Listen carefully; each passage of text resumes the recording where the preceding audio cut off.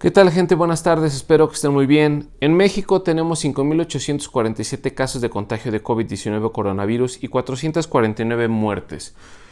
Son cifras no tan alarmantes como en otros países del mundo, son cifras naturalmente lamentables, pero con estas cifras se puede hacer una proyección en la que López-Gatell el día de hoy por la mañana o en la mañanera, como se les llaman, nos anuncia que la contingencia se alarga hasta el 30 de mayo.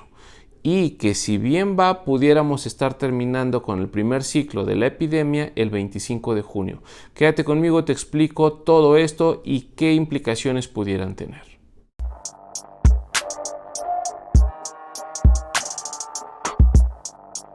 Vale, pues como te decía, López-Gatell en la mañanera del día de hoy nos dice que la contingencia se alarga hasta el 30 de mayo. La contingencia implica las medidas para combatir este contagio de COVID-19, en concreto el confinamiento, o sea, quedarse en casa y el paro de las actividades no esenciales para nuestra economía y cuestiones clínicas, ¿no? Sanitarias. Pero ¿qué pasa? Es una contingencia que se viene alargando primero del 20 de marzo al 20 de abril, luego del 20 de abril al 30 de abril y luego del 30 de abril al 30 de mayo. Y esto no nos garantiza que acabemos con el contagio o con la epidemia en México. Nos dice que la primera curva o el primer ciclo de contagio se podría estar achatando para el 25 de junio. ¿Pero qué implicaciones tiene esto? Bueno, de por sí está parando demasiados sectores, principalmente en lo económico en el país, también en lo educativo obviamente, pero se nos dice, vamos a alargarla hasta el 30 de mayo. Te quedas en casa y actividades no esenciales siguen paradas, tratando de hacer el home office, pero ya te dije que no mucha gente puede hacer home office. Pero ¿cuáles son los criterios? Se dice que van a parar sí o sí hasta el 30 de mayo todas las ciudades o municipios que tengan alto o muy alto contagio de COVID-19. Te estoy hablando de 474 ciudades o municipios en el país que tienen una muy alta incidencia del COVID-19 y por tanto su contagio. Ahora, hay 1.021 ciudades o municipios en el país que no presentan este alto contagio o incidencia, pero al estar cercanas las ciudades o los municipios, estar cercanos a una ciudad o municipio que sí tenga esta incidencia, naturalmente también tendrá que parar al 30 de mayo. En concreto, yo te hablo desde el Estado de México, el municipio de Texcoco, al parecer no hay una incidencia tan alta, pero por estar al lado de la Ciudad de México, naturalmente, si no la tenemos, la vamos a tener, o aunque no la tuviéramos, pues si la Ciudad de México la tuviera, naturalmente tendríamos que parar. Ese es el criterio que se va a utilizar para decir que sí o sí paras de aquí hasta el 30 de mayo. Ahora se dice, hay ciudades o municipios que tienen una mínima casi nula incidencia de COVID-19 o de contagios. Esas ciudades o municipios podrán reactivarse de manera escalonada y bien analizada probablemente a partir del 17 de mayo. Pero de aquí al 17 de mayo es un hecho que todos paran. Si tu ciudad o tu municipio tiene baja incidencia, quizá el 17 de mayo de manera escalonada pueda reactivarse, pero si no, hasta después del 30 de mayo. ¿Qué pasa? Yo creo que después del 30 de mayo ya es demasiado tiempo como para así poder ver cuáles actividades si no pueden empezar a regresar. Ahora, te decía que ayer Moctezuma había dicho que ya se iba a regresar a clases a través del Aprende en Casa. Yo te decía la inviabilidad de este sistema. El Financiero al día de hoy dice que solo 1 de cada 3 niños. Yo te decía que más o menos la mitad, pero el Financiero ya es un cruce de variables, que yo también te lo comentaba en el video de ayer, el de hoy. Y nos empieza a decir cómo es que muchos sistemas ya están colapsando. Las empresas, las pequeñas y medianas empresas también colapsaban, estaban exigiendo ya al gobierno que por favor parara esto de la contingencia y permitieran que se reactivaran. Para esto el gobierno dice que va a dar más microcréditos para poder apoyar a las pequeñas y medianas empresas y que el desempleo pues no creciera de una manera tan incontrolable para cuando esto termine. ¿Qué pasa con esto? Si podríamos ya reactivar en junio, sí y solo sí lo hacemos bien de aquí al 30 de mayo. Es lo que dice López-Gatell. Podríamos estar regresando a nuestras actividades de manera paulatina, escalonada y a conveniencia, solamente si lo hacemos bien de aquí al 30 de mayo, lo cual me genera un poco de desesperanza porque los mexicanos no lo hemos venido haciendo bien. Hemos tenido demasiada información en algunos sectores y esos sectores que tienen acceso a la información no lo hacen bien. Yo entiendo que hay mucha gente desprotegida, no tiene acceso a la información. En efecto, la desinformación, la apatía, la ignorancia, por lo que sea, el mexicano está pues un tanto expuesto al COVID, a malas decisiones, pero no el 100%. Y de esa gente que sí ha tenido acceso a esto, sigue sin tomar medidas necesarias. Entonces, si el condicionamiento es hacerlo bien, a mí me preocupa que de aquí al 30 de mayo, pues no se haga bien. Y esto se alargue quizá una quincena más. Ahora, todas las grandes empresas siguen atacando al gobierno, siguen atacando a López Obrador, a López-Gatell. La Coparmex hoy lo dice, el verdadero problema de México no es el COVID-19, sino es AMLO, así directamente es el presidente. Entonces yo creo que vamos a tener que echarle un ojito a esta riña entre gobierno y sector económico vía empresas, porque la realidad es que no se está apoyando de manera inteligente, eficiente o suficiente a las empresas para evitar el desempleo. Y por otro lado, hay mucha gente que no tiene acceso a la educación. Ok, también es peligroso. AMLO ya lo dijo. La próxima semana estaremos dando información, entre ellos Moctezuma, para decir cómo vamos a seguir hasta el 30 de mayo con la educación y recuperar aquello que se haya perdido. Tendrá que haber un plan de contingencia. Hay escuelas que ya están parando, por ejemplo, exámenes de admisión. La UNAM ya dijo que se suspende y verán cuándo. Seguramente el Poli está en la misma política, quizá ya lo dijo y no lo he visto. Universidades nacionales también como Chapingo, su examen es el tercer sábado de mayo. Obviamente con esto será imposible llevarlo a cabo, los criterios seguramente van a cambiar de admisión. Entonces sí hay muchas cosas que analizar, porque parar al 30 de mayo es demasiado.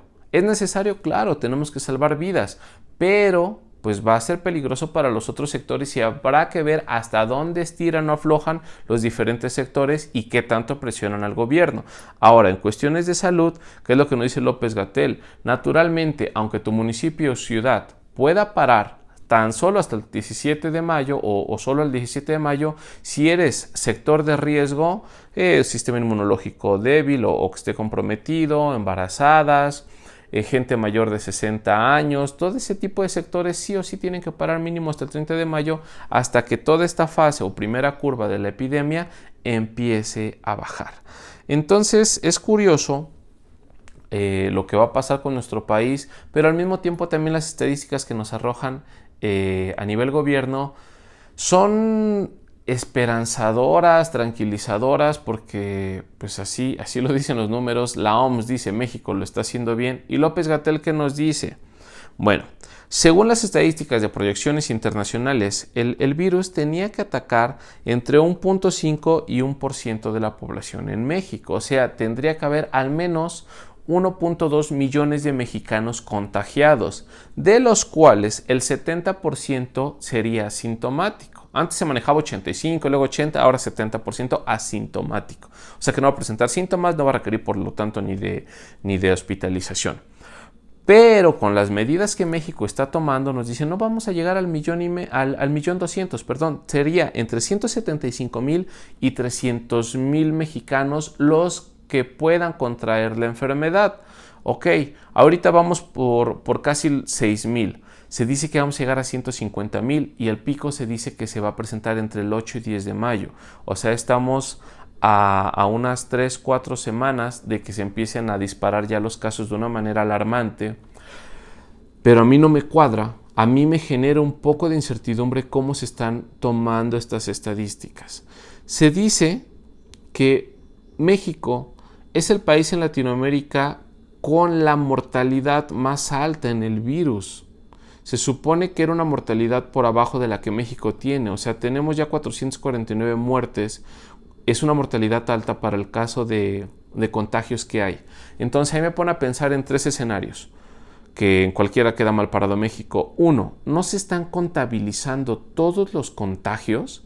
O sea, yo sé que no están tomando demasiadas pruebas, no están ejecutando muchas pruebas, pero no nos están diciendo bien cuáles son todos los contagios y por lo tanto los que se mueren, pues sí, tal vez no lo están reportando de manera correcta, pero son una de muertos alta comparada contra los contagios. Entonces no nos están diciendo todos los contagios que hay. O 2, realmente las muertes no están siendo bien contabilizadas y por lo tanto nos pone a pensar, ok, ¿por qué hay tantos muertos en México? Nuestra infraestructura o nuestro sistema clínico, médico, sanitario es pésimo. Esa es la realidad. ¿Por qué si estamos hablando correctamente de los contagios, por qué se mueren más en México? Pues porque nuestro sistema es malo, la infraestructura, nuestras medidas no son las correctas y a la hora de la hora que ya hay un contagiado detectado, pues no lo podemos salvar. Eso es lo que me pone a pensar a mí.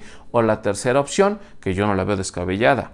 La salud, el sistema inmunológico, por hábitos de alimentación, de ejercicio, en general, la salud de un mexicano es pésima, deplorable, y comparada contra lo de los demás latinos, estamos muy mal. Lo cual yo digo, bueno, sí, nuestra salud es mala, nuestros hábitos de alimentación son muy malos, pero de verdad es tan diferente al de los demás latinos, estamos tan mal en cuanto a salud, resistencia a un virus, o nuestro sistema inmunológico es tan débil comparado contra los demás latinos, no creo. Entonces algo allí está pasando. Qué bueno que nuestra estadística vaya a ser de 175,000 a 300,000 infectados. Qué bueno que no vayamos a llegar a ese 1,200,000 que las estadísticas proyectaban en un inicio. Pero algo en términos estadísticos está pasando ahí. Entonces a mí sí me pone a pensar qué tan realistas son las estadísticas, qué tan mal realmente estamos si no nos lo dicen, o de verdad qué tan mal está el sistema inmunológico de los mexicanos que no somos capaces de hacerle frente a un virus. La realidad es que sí o sí tendremos que parar de aquí al 30 de mayo. Las implicaciones financieras son peligrosas. Para México en concreto, tanto el Fondo Monetario Internacional como el Banco Interamericano de Desarrollo nos hablaban de estadísticas entre 5.3 y 5.8% de contracción en el PIB para México. Entonces, si nosotros no estábamos creciendo mucho, o si inicialmente se creía que México podía crecer al 2-3% en el 2020, con esto estamos diciendo que va a haber una recesión de 3-4% al menos. Entonces, si tú te pones a analizar esta situación, es crítica. Se dice que en el mundo se van a perder cerca de 9 billones de dólares en materia de PIB en el 2020-21. Y ahora se dice también que México, a pesar de tener condiciones para recuperarse económicamente, tarda más que muchos otros países de América y que incluso más que otros de Latinoamérica. Entonces, si se le viene una crisis a Estados Unidos, ahorita dicen que a México le va a pegar más. Y sí, Estados Unidos ya está en crisis porque es el foco de la pandemia a nivel mundial. Entonces, me alarma la situación, los desempleos que se van a perder son demasiados y pues todavía no vemos un plan de reactivación económica que pueda servir. Yo creo que sí es necesario reactivar la economía, pero no a costa de vidas. Yo creo que habrá instituciones o empresas que van a forzar esta reanudación, mejor dicho, de las actividades económicas, pero que sea de una manera lo más responsable posible, que sea lo más inteligente y de verdad que sea lo más humano, lo más ético posible. Pues esa es la situación. Hasta el 30 de mayo nos paramos, gente. Ojalá, de verdad, que ese sea el último día que tengamos que estar parados, que tengamos que estar en casa, no por gusto, sino por necesidad, para salvar vidas, para salvar a nuestra gente mayor, a los menores, y que nosotros, siendo o no jóvenes, no estamos exentos de esto. Pues ojalá que te haya servido, que te haya sido claro. Muchísimas gracias, bonita tarde, cuídense mucho y sean felices. Hasta luego.